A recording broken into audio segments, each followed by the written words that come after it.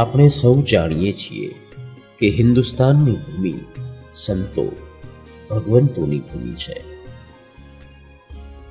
આ પવિત્ર ભૂમિ ઉપર સદીઓથી અનેક સંત પુરુષો, સત્પુરુષો, જ્ઞાની પુરુષો, વાસુદેવ, બલરામ, ચક્રવર્તી રાજા, તીર્થંકર ભગવંતો જન્મ ધારણ કરી પોતાના કલ્યાણનું તો કામ કરી ગયા, પણ અનેકના કલ્યાણનું નિમિત્ત પણ બની ગયા. તેઓએ તેમને પ્રાપ્ત જ્ઞાન અનુભવના આધારે જગતને સારરૂપ ધર્મ જ્ઞાન આપી અનેકને જીવન મુક્ત બનવાનો સરળ અને સાચો રાહ ચીંધી ગયા. હવે આપણે શું કરવું રહ્યું? તો એ ધર્મ જ્ઞાનને સમજી જીવન સાર્થક કરી લેવાના પુરુષાર્થમાં લાગી જવાનું જ રહ્યું ને. તમને કદાચ પ્રશ્ન થશે કે આટલા બધા ધર્મો અને એમના થકી પ્રવર્તનમાં આવેલા સિદ્ધાંતોમાં સારરૂપ શું હશે? આ કાળમાં જ્યાં શાસ્ત્રોના અભ્યાસનો પૂરતો સમય ના મળતો હોય ત્યાં સાચા ધર્મને કેવી રીતે સમજી શકાય? શું આ પ્રશ્નોનું સમાધાન આ યંત્ર યુગમાં થઈ શકે ખરું? શા માટે નહીં? ચોક્કસ થઈ શકે. આવો આપણે એ મહાન પુરુષોને મળી એમના હૃદયની વાતને સમજવાનો પ્રયત્ન કરી લઈએ.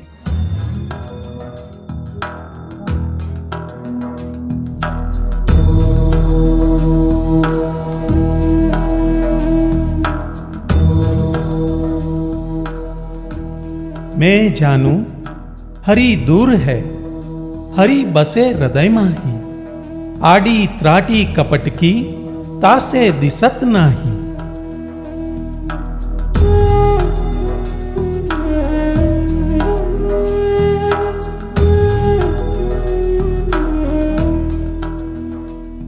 હું પહેલેથી જ આત્માને સાક્ષાત દેખતો ને હમણાં પણ દેખું છું. મારી સર્વ ક્રિયાને વિશે મને આત્માનું ક્ષણ માત્ર પણ વિસ્મરણ થતું નથી.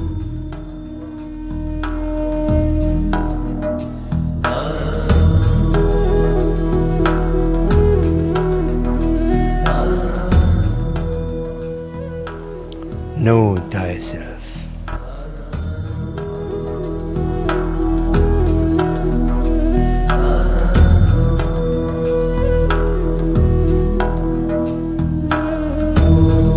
अल्लाह एक है और अपने आप में पूर्ण है, न किसी में से वह पैदा हुआ और न किसी को पैदा किया है.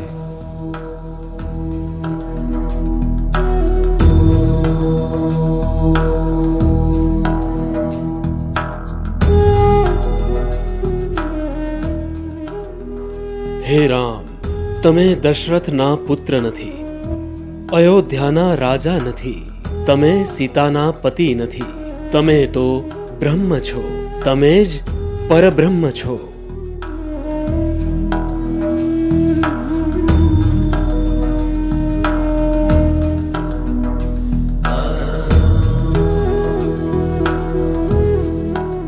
હું કોઈ ગચ્છ મતમાં નથી, હું આત્મામાં છું.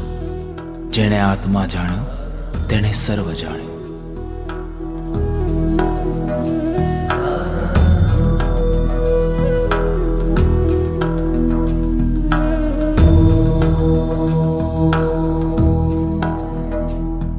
મને આત્મા સિવાય કોઈ વસ્તુ પ્રિય નથી.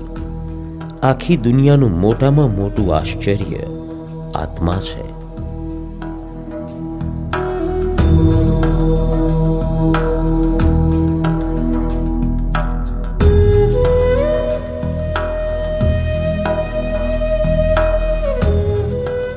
આત્મવત સર્વભૂતેષુ. હે અર્જુન, જીવ માત્રમાં તત્વ રૂપે આત્મા રહેલો છે, માટે બધાને આત્મા રૂપે જો.